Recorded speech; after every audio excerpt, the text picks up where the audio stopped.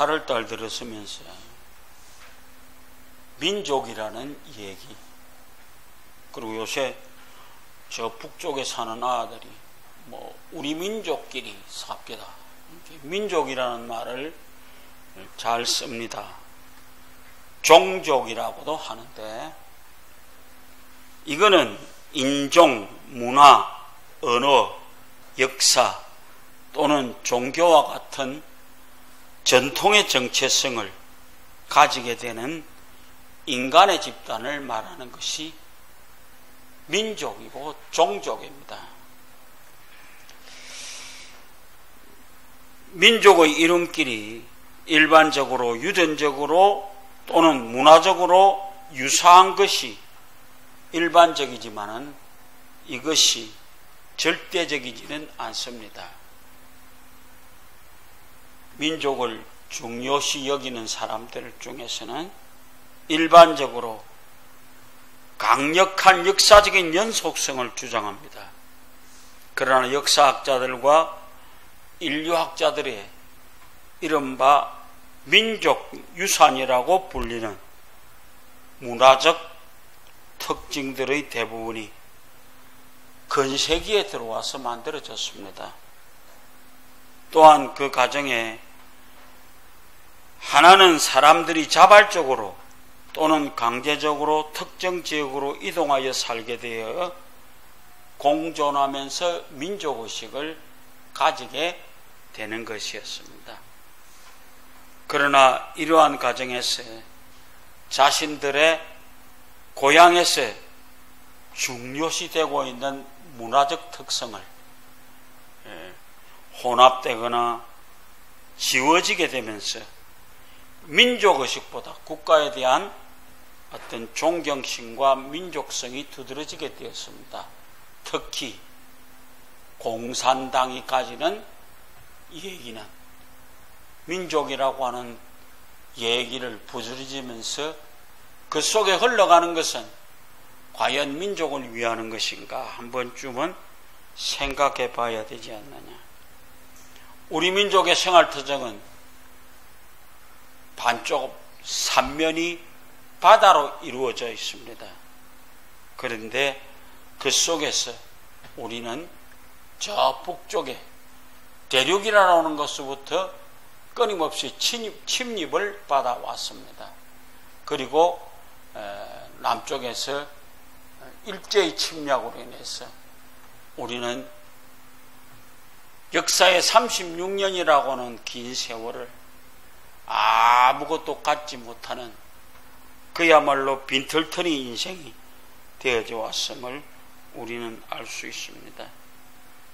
그런데 이런 속에서 우리 민족은 배타적이 되었습니다. 나무 얘기 잘 안 듣습니다. 그리고 나무 얘기를 받아들이는데도 조금은 등한시하는 것이 우리 민족의 특성입니다.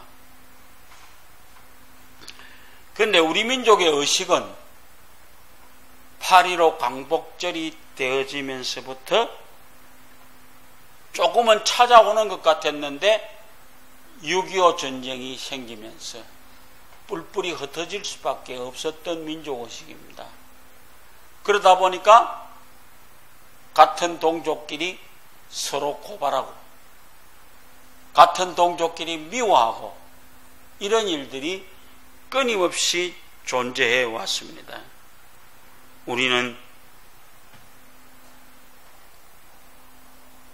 전쟁의 소용돌이 속에서 우리가 가졌던 의식이 하나 있습니다. 방공의식. 무조건 공산당은 반대하는 그런 사상이 이루어지게 되어져 있습니다. 그런데 이런 속에서 세월이 흐르고 지금 오늘 이 역사 속에 우리가 가지는 것 중에 하나는 이것도 아니고 저것도 아니고 분명한 우리 민족의 나아갈 길을 얘기하지 못하고 사는 것이 우리들의 민족의식인 것만은 틀림이 없습니다.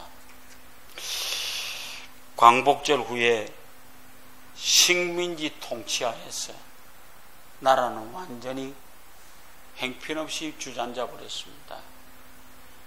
그래서 요즘 오면서 내가 느끼는 것은 확실한 민족의식이 없다 이 말입니다. 어디를 가야 되며 무엇을 해야 되며 어떻게 살아야 되는지를 말하지 못합니다. 우리 집안 속에서도 아버지와 아들이 분명하게 다릅니다. 우리 아들 보고 얘기해도 말이 안 통합니다. 그러니까 내 밑에서 태어난 아들도 나하고 말이 안 통합니다.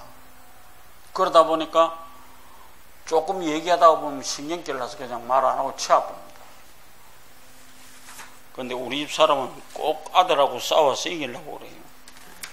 그런데 내가 볼 때는 이기지도 못하면서 이기려고 그래요.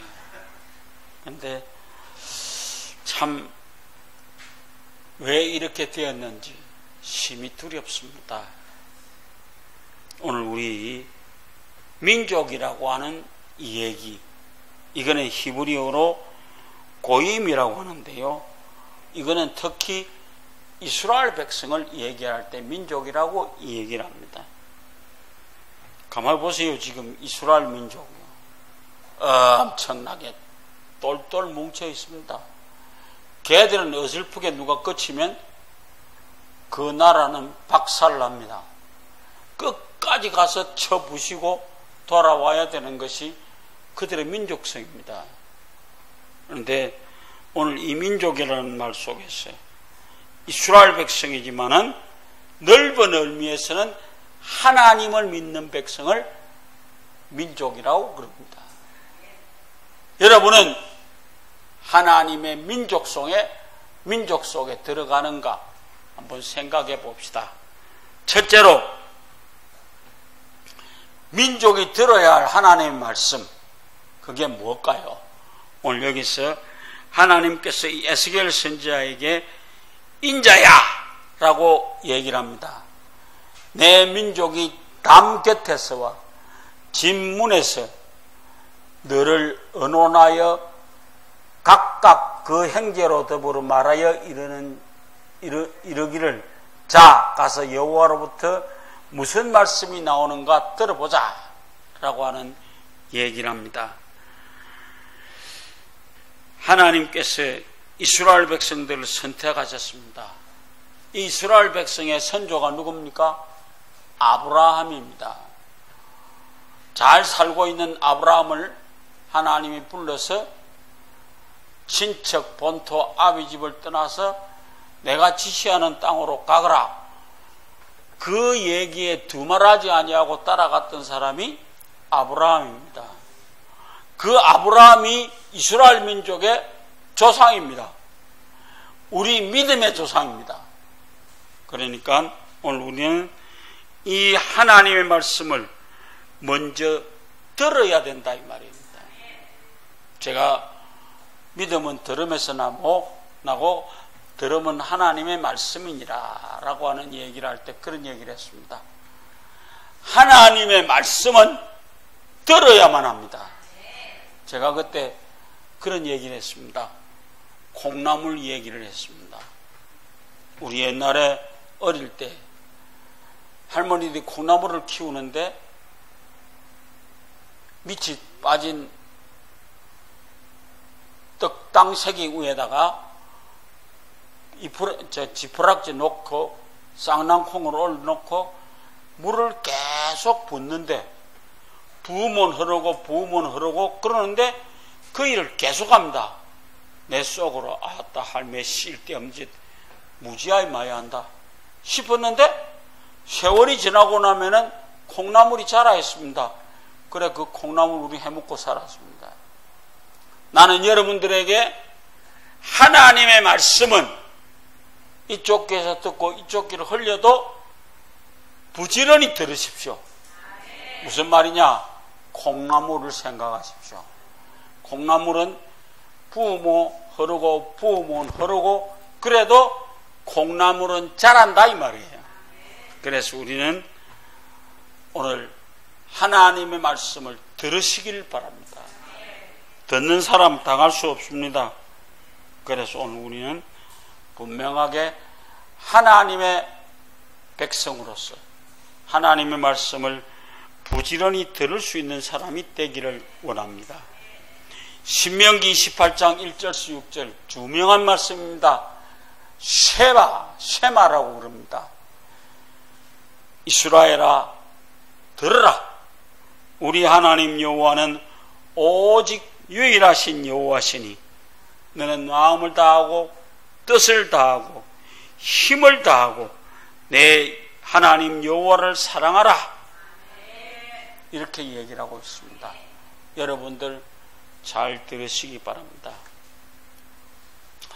어떤 교회 예배 시간 때였는데요, 웃지 못할 일이 있습니다.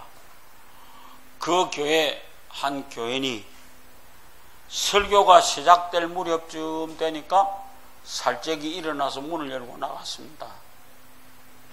그리고 설교가 마칠 때쯤 되면 들어왔습니다. 보니까 뭐 좀 변화가 있었습니다. 머리를 깎고 왔습니다. 진짜 웃기잖아요. 예수 잘 믿는다 하는 사람이 애비다 와갖고 주보 딱 보고 그 다음에 설교할 때쯤 되면 일어나서 나가서 이발을 하고 왔다 이 말이에요. 그러니까 옆에 있는 사람이 야 임마 설교 시간에 나갔다가 머리 깎고 오는 놈이 있냐? 그러니까 함께 아주 멋있는 얘기를 했습니다. 와서 주보를 읽어보니까요, 제가 몇 번 들었던 설교였습니다. 이게 들어봤자 또 깎았다 싶어서 갔다 왔습니다. 네, 이 글을 읽으면서 심히 두려웠습니다. 나는 과연 설교 제목이 쫙 듣기만 하면 전에 언젠가 한번 했던 얘기인데 라고 머리 깎으러 갈 놈이 있을까 싶어서. 그런데 우리 분명한 얘기는 하나님의 말씀 부지런히 들을 수 있는 사람이 되기를 원합니다. 두 번째로 하나님의 말씀은 개그가 아닙니다. 요새 목사들이요, 설교를 개그처럼 합니다. 웃기려고. 될 수 있으면 많이 웃겨야 된다라고 하는 그런 마음이 있는 것 같아요. 그래서 웃기는 얘기를 최선을 다했습니다. 그것이 결국 하나님의 말씀의 깊이를 잃어버렸습니다. 전적인 책임은 목사들한테 있습니다. 그래서 저는 개그맨이 안 되려고 심히 노력합니다. 행여나 개그맨이 될까 싶어서 열심히 노력하는 사람입니다.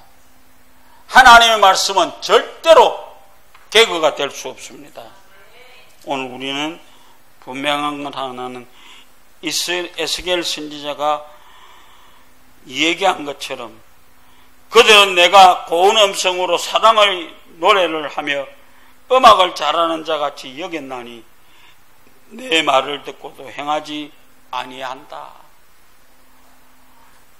오늘 여러분과 내가 살고 있는 이 땅에서요, 하나님의 말씀이 만담처럼 들리고 개그처럼 들려서는 절대로 안 되는 것입니다. 그래서 하나님의 말씀을 무슨 재밌는 노래나 우스개로 들어지는 여러분들 되지 않으시기를 바랍니다. 마태복음 4장 4절 사람이 떡으로만 살 것이 아니라 하나님의 입에서 나오는 말씀으로 살 것이니라. 기억하십시다. 마지막으로 선지자 가운데 있는 하나님의 말씀. 하나님의 말씀이 어디 있는가? 라고 하는 얘기를 한번 해보겠습니다. 하나님의 말씀은 성경책에 기록되어져 있습니다. 그죠? 그 다음에 그 말씀은 읽는 말씀과 듣는 말씀, 보이는 말씀 세 가지가 있습니다. 이게 무슨 말씀요? 읽는 말씀, 그 다음에 듣는 말씀, 보이는 말씀. 읽는 말씀은 성경책입니다. 그죠? 듣는 말씀은 목사 설교입니다. 그 다음에 보이는 말씀은 성만찬입니다. 우리는 오늘 관심을 가져야 할 것은 듣는 말씀입니다. 선지자에게 있는 그 말씀을 잘 들으시길 바랍니다. 그래서 들으시고 여러분의 것으로 소화하시기 바랍니다. 그런 아름다운 일을 할 수 있도록 오늘 어느 시대를 막론하고 선지자는 업신여김을 당했습니다. 고향에서 더욱 버림을 받는 사람들이 선지자였습니다.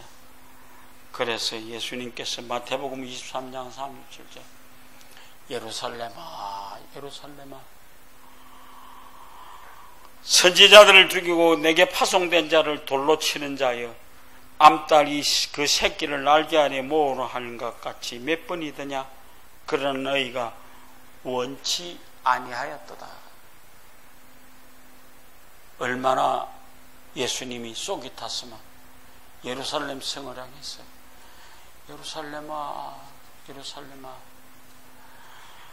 네가 무슨 일이 너에게 와줘야 되는지를 알았다고 하면 이러지는 않았을 것이다. 오늘 사랑하는 성도 여러분, 지난 15일이 강복 74주년이었습니다. 나라와 민족을 위해서 기도해야 될 사람들입니다.